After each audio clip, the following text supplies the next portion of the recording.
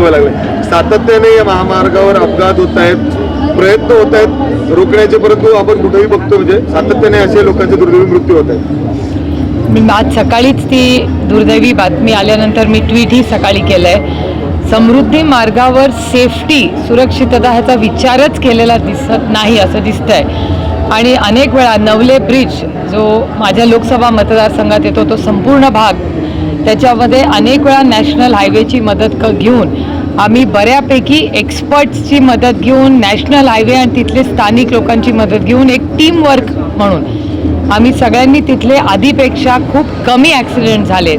हे जर नवले ब्रिजला आम्ही सुधारणा करू शकतो तर समृद्धी मार्गावर का होऊ शकत नाही. आणि सातत्याने सर्वसामान्य मायबाप जनतेची सरकारच्या हलगर्जीपणामुळे जी हत्या होते, मग ती नांदेडचं हॉस्पिटल असेल, समृद्धी मार्ग असेल, नाही तर संभाजीनगरमधलंही हॉस्पिटल असेल, ठाण्याचं हॉस्पिटल असेल, तुम्ही बघताय काय परिस्थिती या ट्रिपल इंजिन सरकारची या खोके सरकारची परिस्थिती आहे.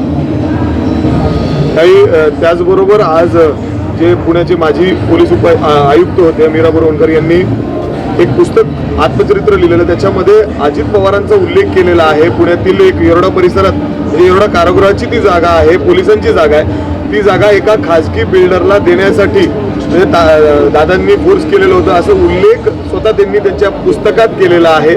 आणि अशा पद्धतीने म्हणजे दादांविरोधात आरोप प्रत्यारोप सुरू झालेले आहेत.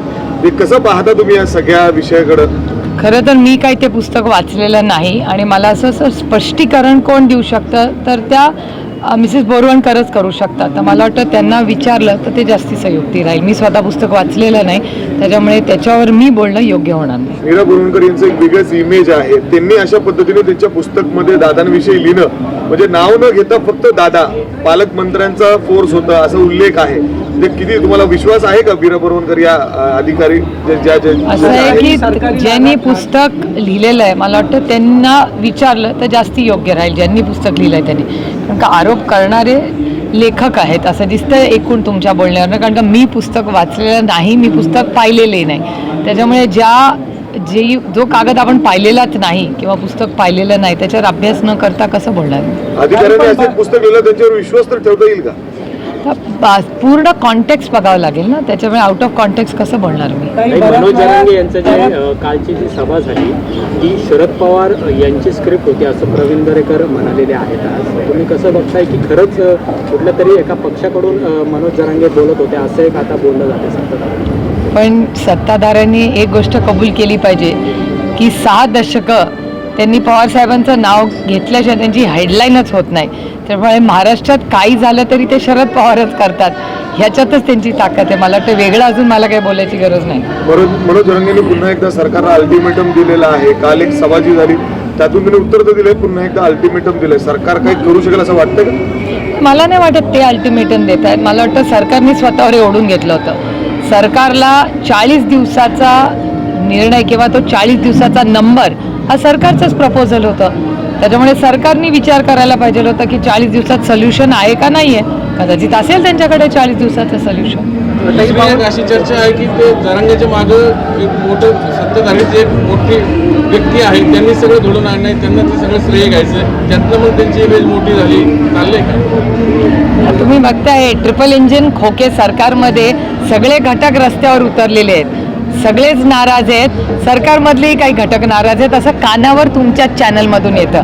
त्याच्यामुळे सगळा महाराष्ट्रात काय नक्की चाललंय मला वाटतं महाराष्ट्राची लोक त्रासलेली आहेत. ते आता इलेक्शनची वाट बघतायत कारण का त्यांना एक स्थिर सरकार हवंय. काही समृद्धी महामार्गावरती तुम्ही म्हणजे याच्यातले लोक नाराज आहेत, हे नाराज लोक तुमच्या संपर्कात आहे का? हे कसं आहे, मला त्यांच्यासारखी सवय नाही आहे.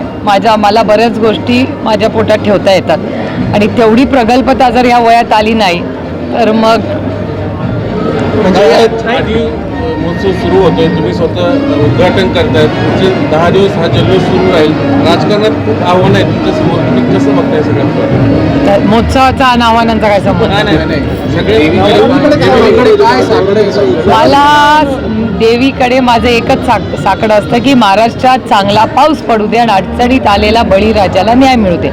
आज अतिशय सगळीच म्हणजे महाराष्ट्राची इकॉनॉमी असेल, नोकऱ्या असतील, महागाई असेल, म्हणजे बेरोजगारीचे नंबर कालच आलेले आहेत. खरं तर ते अतिशय वेदना देणारे आहेत. त्याच्यामुळे अर्थातच प्रशासन, ज्याला मी अनेक वेळा आधी म्हणले की महाराष्ट्राच्या ट्रिपल इंजिन सरकारमध्ये पॉलिसी पॅरालिसिस आहे. पॉलिसीला कोणीही निर्णय घेत नाही आहे आणि महाराष्ट्राचं दुर्दैव आहे. आणि केंद्र सरकारचा डेटा सांगतो की महाराष्ट्रापेक्षा बाकीची राज्य वेगाने विकास करतायत, महाराष्ट्राचा त्या वेगाने होत नाही आहे, हा केंद्र सरकारचा डेटा सांगतो.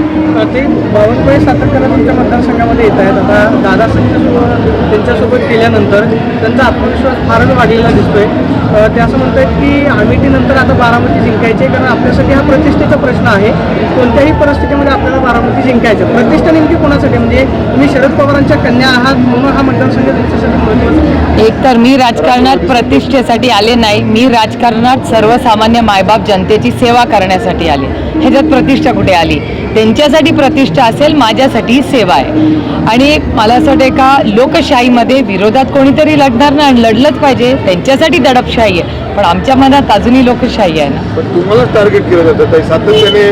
अशा पद्धतीने प्रदेश अध्यक्ष अख्खं महाराष्ट्र सोडून तुमच्याकडे प्रत्येक गावागावात जाऊन त्यांचे छोटे छोटे सभा आहे ते होत आहेत. त्यांचं माझ्यावर विशेष प्रेम असेल, त्याच्यात गैर काय? तुम्हाला काय वाईट वाटतंय? तुमचे आधीचे सहकारी हसन मुश्रीफ असं म्हणतायत की अजितदादा सुनेत्राताईंच्या विरोधामध्ये प्रचार करतील. सुनेत्राताईंच्या नावाची सुद्धा चर्चा आहे की त्या मतदारसंघामध्ये भाजपकडून त्यांच्या नावाचा विचार केला जाऊ शकतो. जर सुनेत्रा पवारांना उमेदवारी दिली तर सुप्रियाताई त्यांच्या विरोधामध्ये लढणार का? किंवा जर अजितदादांनी तुमच्या विरोधामध्ये प्रचार केला तर दादांना तुम्ही त्याच भाषेमध्ये उत्तर द्या. बघा ना काय होतं. आत्ता पाऊस पडला तर मी छत्री उघडणार का नाही, का मी रेनकोट घालणार? आता माझ्या याच्याकडे उत्तर नाही आहे. त्याच्यामुळे जेव्हा होईल तेव्हा बघू. पण ताई, या निमित्ताने भाजप पवार फॅमिलीमध्येच पुन्हा एकदा दुही करून 2 उमेदवार पवार फॅमिलीचे समोर आणू पाहतोय. त्याला तुम्ही मी त्याच्याकडे बघत नाही हो, कारण का ह्या राज्यामध्ये बेरोजगारी आणि महागाईचे प्रश्न इतके वाढलेत. कोथिंबीर जी मोफत मिळायची भाजीवाल्याकडे गेलं तर ती 400 रुपयाची झाली आहे. आता त्याचा विचार करू का हे काय गॉसिप करू? मला गॉसिप करायला वेळ मिळत नाही, कारण का मतदारसंघाची फार कामं असतात, तो इंडियाची पण खूप कामं असतात आता. आणि प्लस इलेक्शन कमिशन आणि वकील आणि सुप्रीम कोर्ट तेही काम वाढले, त्याच्यामुळे मला गॉसिप करायला फार कमी होते. तर बघा, अध्यक्षपदी राखी जाधव यांची नियुक्ती झालेली आहे. खरं तर नवाब मलिक हे मुंबईचे अध्यक्ष होते, पण अजूनही त्यांच्याकडून कोणताही रिस्पॉन्स आला नाही, म्हणून राखी जाधव यांना अध्यक्षपद केलं असं जयंत पाटील म्हणाले. त्यामुळे आता चर्चा असं आहे की नवाब मलिक हे अजित पवार गटामध्ये सहभागी झालेले आहेत. तुमचं काही बोलणं किंवा असं माझा नवाबबाईंवर एक दिवसाआड आठवड्यातून बोलणं होतंच. काही राजकीय मी त्यांच्याशी बाहेर आल्यापासून बोललेले नाही, कारण का ते मेडिकल बेलवर आहेत, त्यांना तब्येत ठीक करण्याची गरज आहे. आणि मी दरवेळी नवाबबाईंना भेटले, मी काय त्याचे फोटो फेसबुकवर टाकत नाहीत, कारण का पवार कुटुंब म्हणजे माझं नातं हे नवाबबाईंचं हे प्रेमाचं एका भाऊ बहिणीचं नातं आहे. त्याच्यामुळे प्रत्येक वेळेस त्यांना भेटल्यावर मला काही फेसबुकवरती फोटो टाकायला लागत नाही. पण पक्ष म्हणून ते तुमच्यासोबत असणं महत्त्वाचं आहे. पक्ष म्हणून मी नवाबबाईंकडे बघतच नाही. एक खूप संघर्ष करून नवाबबाईंचं कुटुंब कुठेतरी आता सावरतंय. मला असं वाटतं राजकारण बाजूला ठेवून आता त्यांच्या कुटुंब आणि त्यांची तब्येत ठीक होणं हे माझ्यासाठी वैयक्तिक जास्त महत्त्वाचं आहे. ताई, तुम्ही परवा असं म्हणालात की अदृश्य शक्ती आहे, त्याच्यावर बोलताना पडळकर असं म्हणतायत की सुप्रियाताईंनाच जवळचा चष्मा लागलेला आहे. अनेक वेळा पडळकर मला चष्मा नाही, मला बायफोकल लागले आहे, म्हणजे जवळ आणि लांब अनेक दोन्ही. वेळा पडळकर असे वक्तव्य करण्याची काय? ते नाही मला माहिती, मी फॅक्च्युअल सांगते की मला जवळचा आणि लांबचा दोन्हीचा चष्मा लागला. Bifocal glasses. शासकीय अधिकारी आणि सत्ताधारी मिळून शासकीय जमीन लागण्याचा प्रयत्न करतात, त्यातलाच हा सगळा एवढ्याचा प्रकार आहे का की मीरा बोरवणकरांनी आपल्या पुस्तकात लिहिलं? मला असं वाटतं तुम्हाला मिसेस बोरवणकरांना हा प्रश्न विचारायला गेला तर उत्तर माझ्याकडे कसं असेल, त्यांनाच माहिती असेल ना. बऱ्याच असे प्रकार घडलेले आहेत. हे फक्त हा, मग प्रत्येकाचं जे काय असेल ते त्या पुस्तकातून स्पेसिफिक कळेल ना. स्पेसिफिक तुम्ही विचारलं तरच मी उत्तर देऊ शकते. आता वेग कशी उत्तरं मी देणार? ताई, ललित पाटील आता जवळपास 10 दिवस झालेत त्याचं पलायन, मात्र पुणे पोलिसांच्या तो अजूनही हाती लागत नाहीये. अनेक हॉटेल असतील, सोसायटी असतील, इथले CCTV मात्र पोलिसांच्या हाती आहेत. पण ललित पाटील कुठे, हा शोध घ्यायला पोलीस अपयशी ठरतायत? बोलत नाही. गृह मंत्रालयाचं कम्प्लीट फेलियर आहे. मी गेले अनेक महिने सांगते की या राज्याचे गृहमंत्री हॅज कम्प्लिटली फेल्ड.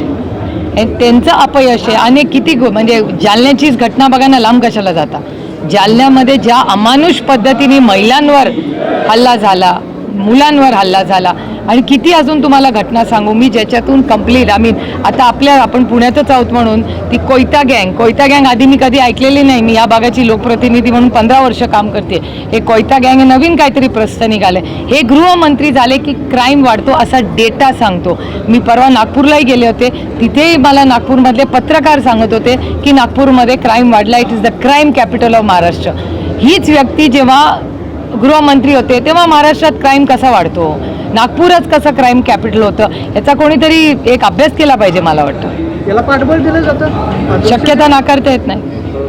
अनेक मंत्र्यांचं देखील नाव याच्यामध्ये घेतलं जात आहे. शिवसेनेच्या सुषमा अंद्रेंकर थेट दादाभाऊंवर आरोप केलेला आहे. काय वाटतं याच्यामध्ये तथ्य असेल काय? तुम्ही बघा, ह्या विषयावर एरवी सगळेच बोलणारे भारतीय जनता पक्ष किंवा माननीय मुख्यमंत्र्यांनी याचं उत्तर दिलं पाहिजे. कारण का माननीय मुख्यमंत्र्यांचं गृह मंत्रालय हॅज फेल्ड हिम आणि त्यांचा आरोग्य मंत्री हॅज ऑल्सो फेल्ड हिम आणि आता एज्युकेशन मिनिस्टर पण. कारण का या राज्यात शाळा कमी होत आहेत, दारूची दुकानं वाढत आहेत.